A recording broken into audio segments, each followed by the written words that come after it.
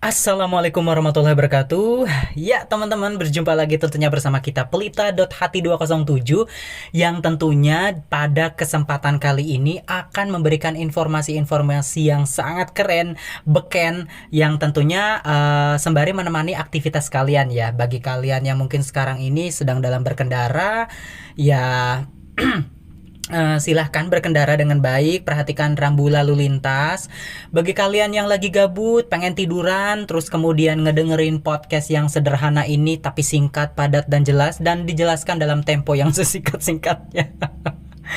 Jakarta 17 Agustus 1945, Insinyur Soekarno kali ya.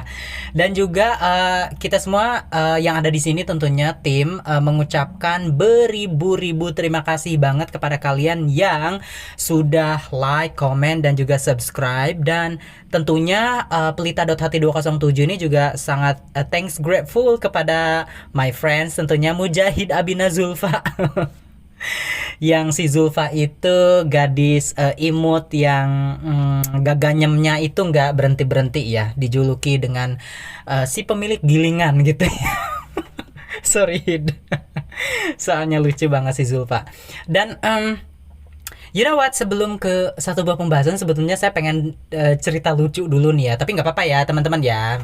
Sabar ya, sabar. Jadi kemarin itu saya itu sudah merekam tema yang akan saya bahas ini. By the way, ini adalah episode keberapa saya lupa, tapi yang jelas di judul nanti saya akan tertera itu episode keberapa gitu. By the way gini, kemarin itu saya udah rekaman, and you know what, rekamannya itu sampai 16 menit. You know what, itu capek banget, suara sampai udah gitu kan. Memang sih 16 menit kayaknya waktu yang sedikit bagi kalian yang ngedenger gitu, tapi bagi kita yang satu mungkin pegang handphone karena siap-siap ada panggilan, yang satu lagi ngomong gitu kan, operator thank you so much. Terus tiba-tiba handphonenya itu kesimpen, tapi oh my god, jadi rekamannya tuh rusak.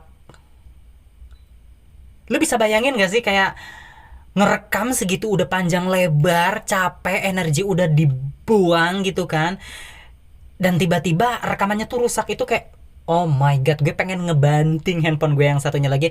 Karena Pelita.hati 207 selama ini memang menggunakan handphone sebagai broadcasternya gitu kan. Oke, tak perlu panjang lebar, tapi saya karena rekaman kemarin terhitung gagal, jadi ini rekaman ulang gitu. Padahal mungkin yang akan saya omongin sekarang mungkin ada yang miss, ada yang lewat gitu, tapi it's okay. By the way, openingnya udah sampai 3 menit ini. Oke, kita akan lanjut ke episode berikutnya ya. Nah, oke. Mengenai apa sih Pelita.hati 207 yang sekarang ini akan dibahas gitu kan. Nah, ini sangat menarik sekali. Siapa nih di antara kalian yang anak tengah? Kebetulan saya juga anak tengah nih. Anak di mana gimana ya? Atasan kita ada kakak, bawahan kita ada adik gitu. Jadi anak tengah memang punya dramatisasi dalam kehidupannya sendiri gitu. Beda dengan anak pertama atau dengan anak bungsu gitu kan. Nah, yang akan saya bahas adalah dilema anak tengah yang banyak banget masyarakat itu, atau anak-anak zaman sekarang atau dari zaman dulu sekalipun gitu. Kalau anak tengah itu pasti banyak problematikanya dibanding anak sulung ataupun anak ragil ataupun anak bungsu. BTW ngomong-ngomong tentang ragil, kayak nggak asing ya tuh nama. Semoga dia betah di Jerman. Nah teman-teman, seperti biasa tentunya saya akan mengutip dari salah satu artikel dari halodoc.com tentunya.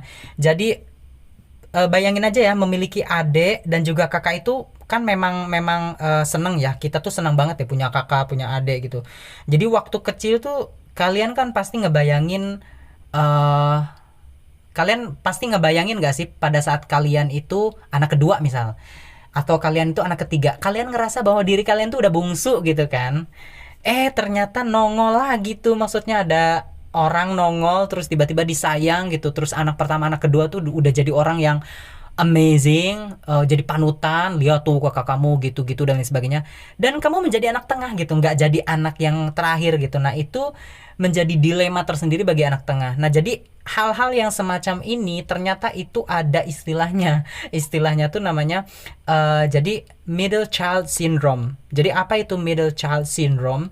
Jadi middle child syndrome atau sindrom anak tengah nih, itu kan eh, memiliki keyakinan bahwa anak tengah itu tuh dikucilkan atau bahkan diabaikan deh karena urutan kelahiran. Jadi menurut banyak orang nih, anak tengah ini nih ngerasa bahwa diabaikan, nggak begitu diperhatikan menurut urutan kelahirannya.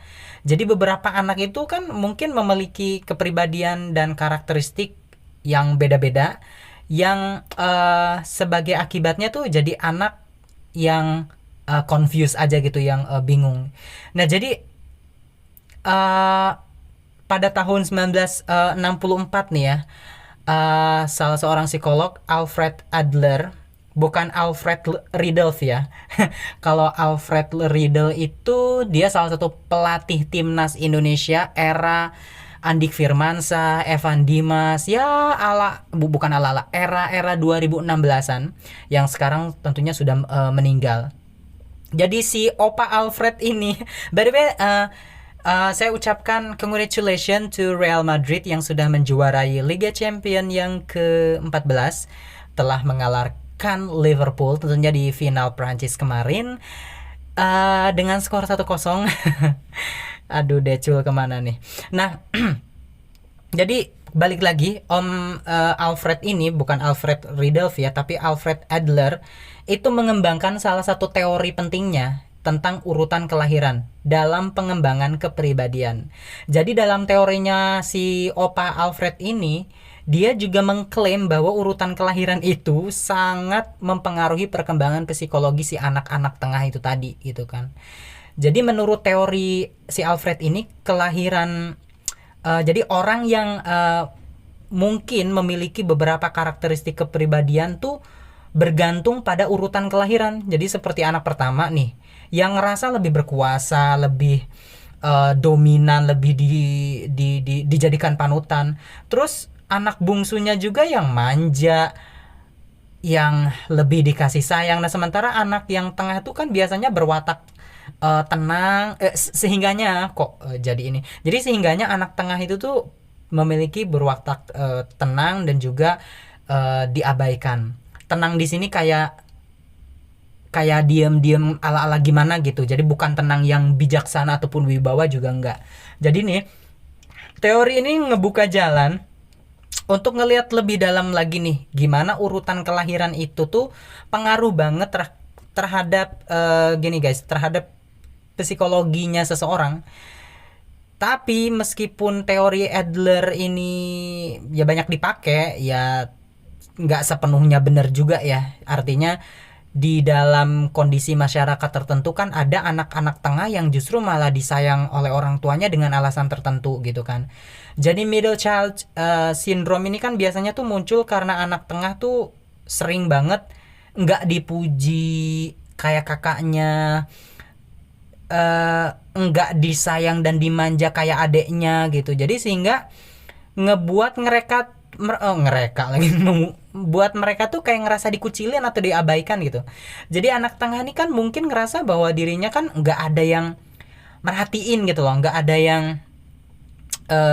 ngasih kasih sayang ke dia gitu.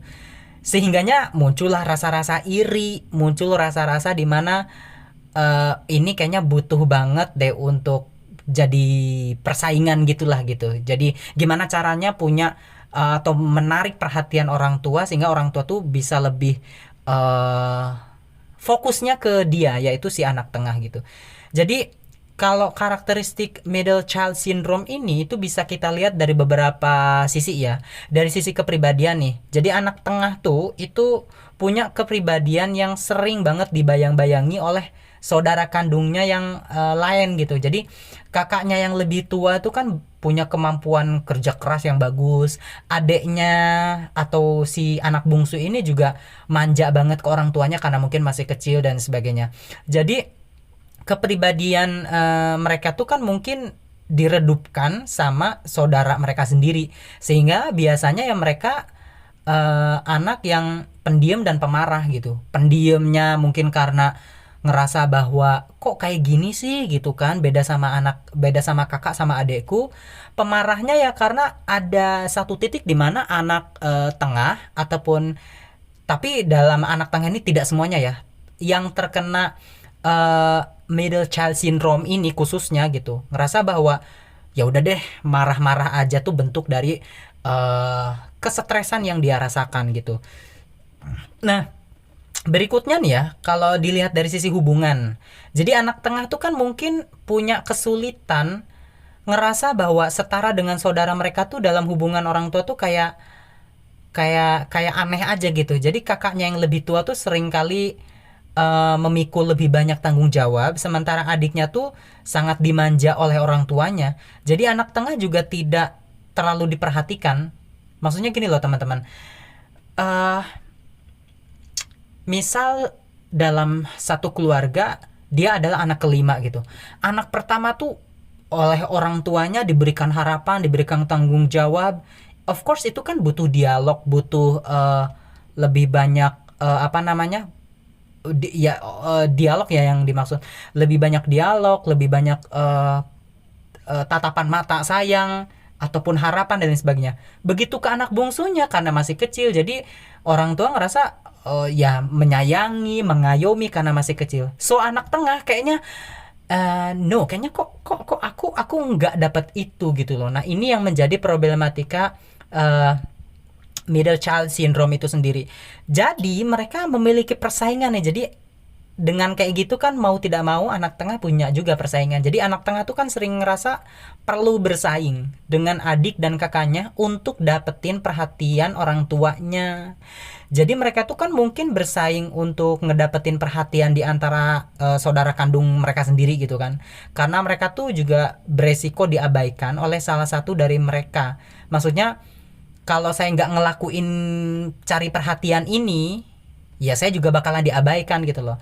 Tapi kan kadang-kadang mereka juga bisa apa? Karena punya ketenangan itu tadi bawaannya ya, jadi ngerasa bahwa dirinya bisa lah ngatur kapan saya harus caper, kapan saya harus tenang gitu kan. Karena udah terlatih itu tadi. Nah, anak tengah ini kan umumnya nggak ngerasa bahwa mereka tuh anak kesayangan. Ngerti nggak? Jadi anak tengah karena ngerasa terkesampingkan, nggak diperhatikan tuh ngerasa bahwa dirinya tuh bukan anak kesayangan dalam keluarga ataupun dalam lingkungan teman mereka bermain gitu kan. Jadi favoritisme itu mungkin ada untuk anak tertua yang dipandang istimewa, karena kan kalian bisa bayangin ya, pertama kali menikah bagi kedua orang tua gitu kan, pertama kali menikah terus kemudian punya anak gitu kan, whatever apapun itu, anaknya laki-laki ataupun anaknya perempuan. Tapi bayangkan pertama kali rumah tangga terus dapat anak, pasti bahagianya luar biasa. Nah anak pertama ini kan yang mendobrak dalam rumah tangga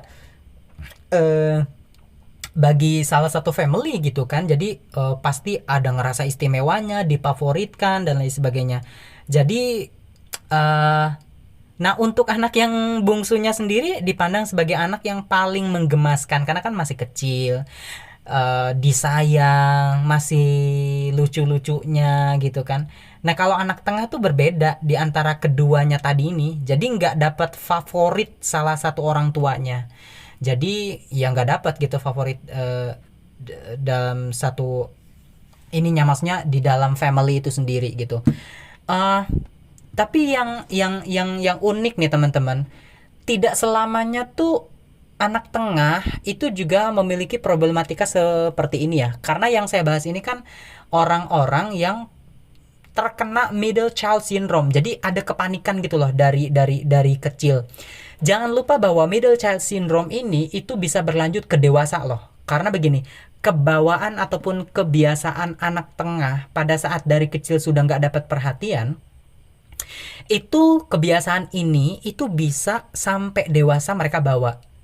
Dan ketakutan-ketakutan ini juga bisa sampai mereka tuh bisa bawa sampai besar, sampai dewasa.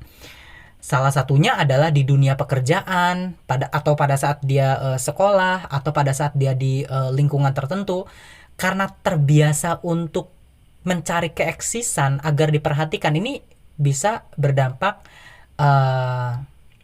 tidak negatif juga ya, asal kalau capernya juga ke arah yang positif gitu. Nah, terakhir tapi nggak terakhir mengenai middle child syndrome ini, teman-teman. Saya pernah menganalisa diri saya sendiri dan juga beberapa teman-teman, dan beberapa artikel yang saya baca juga tentang psychology. Tahukah kalian bahwa anak tengah itu memang dipandang sebelah mata, kadang-kadang gak dapat perhatian yang eksklusif begitu dari orang tuanya. And you know what? Mereka itu punya karakteristik yang, karena mereka punya karakteristik yang bisa untuk berinovasi dan bisa untuk berimprovisasi dalam hidupnya. Contohnya gini, karena kebiasaan mereka dari kecil itu mencari perhatian gimana caranya, sehingga pada saat mereka besar, ada beberapa hal yang harus dilakukan di dalam komunikasi bersama masyarakat. Mereka sudah terlatih itu. Seperti misal contoh, ada orang yang datang, "Oh, Bapak mau teh atau kopi atau saya bawakan apa?" Hal-hal yang semacam itu sudah bagaimana caranya orang tertarik dengan kita, kan tanda petik judulnya kan gitu kan. Gimana caranya orang tuh bisa tertarik dengan kita. Nah, orang-orang yang dari kecil sudah terlatih inisiatifnya dan kekreativitasannya di dalam bersosial, maka secara tidak langsung mereka juga orang-orang yang bisa berinovasi seperti itu. Walaupun banyak anak tengah juga nggak kepikiran sampai ke sana juga sih gitu kan. Banyak anak pertama atau anak bungsu yang juga smart di dalam bersosial seperti itu. Itu aja ya plus minusnya ataupun suka duka dari middle child syndrome, atau salah satu sindrom di mana seseorang mengalami, kok aku nggak diperhatiin sih karena anak tengah gitu kan. Tapi guys, kalian harus tahu bahwa ada begitu banyak anak tengah di luar sana yang sukses, yang tidak punya penyakit psikologi, yang tidak dibayang-bayangi kesuksesan kakaknya ataupun kemanjaan adiknya juga banyak banget di luar sana. Misal ini contoh nih, dia anak tengah, kebetulan dia adalah yang paling ganteng dan yang paling pinter. Tentu orang tua akan memfavoritkan dia juga kan. Ketika kakaknya juga mungkin mengejar di bidang yang bukan keinginan orang tuanya, atau adeknya memang manja tapi manjanya karena kelewat manja jadi nakal, jadi ngalem, juga itu adalah hal yang lain bagi keluarga tersebut. Jadi sehingga anak tengah ini adalah anak yang kalem, anak yang baik, dan berprestasi di sekolahnya, ganteng lagi, otomatis orang tua akan memfavoritkan dia juga. Jadi tidak semuanya anak tengah itu disikapi oleh orang tuanya sebagaimana yang sudah saya jelaskan tadi, teman-teman. Nah, itu aja pembahasan singkat. Singkat 18 menit singkat gitu. Itu aja pembahasan singkat tentunya tentang middle child syndrome, hampir 20 menit ya. Dan bagi kalian, I just wanna say thank you so much ya. Terima kasih banyak bagi kalian yang udah like, comment, dan juga subscribe. Dan jangan lupa di pelita.hati207 itu selalu ada saja tema-tema yang dibahas. Baik itu pertanyaan-pertanyaan yang ada di isi kepala kalian, ataupun ada hal-hal yang janggal, kalian juga bisa komen di kolom komentar, baik positif maupun negatif, kita akan balas kok insya Allah. Dan terima kasih banyak, akhir kata dari saya. Oh ya, tetap terus semangat ya teman-teman. Meskipun kalian itu anak tengah, dengerin ini sampai habis, kalian juga akan terhibur bahwa you are creative, you are special in your live gitu. Dan akhir kata, kita semua tim pelita.hati207, terima kasih dan assalamualaikum warahmatullahi wabarakatuh. Tetap semangat dan jaga kesehatan.